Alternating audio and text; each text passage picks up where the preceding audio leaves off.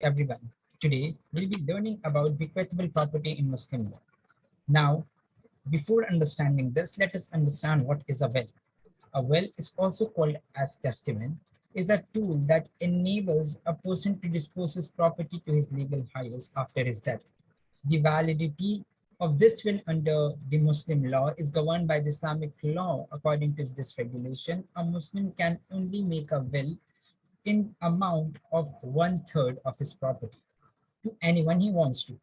Like if a Muslim is married to somebody else of somebody's following another religion except Islam, under Special Marriage Act 1954, the will be governed by the Indian Succession Act, not by the Muslim laws.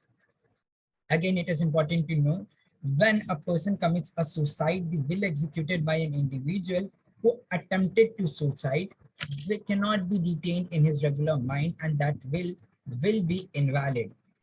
Now, a will in Islamic law can be in written, oral, or by gestures. Like a will can be made orally by his words, can be made in written, and can also be made by gestures. Like a person can make signs by nodding his head.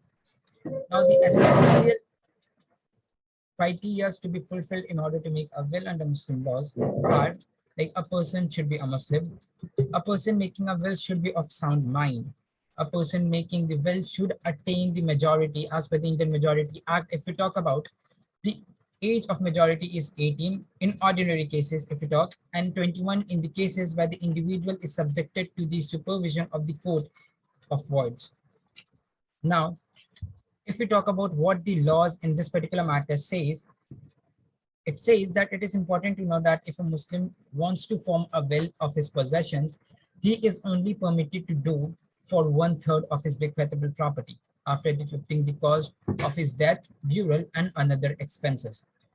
Now, anything which exceeds 1/3 will require the consent of the other legal heir, and if the legal heir refrain from giving consent, the will be invalid.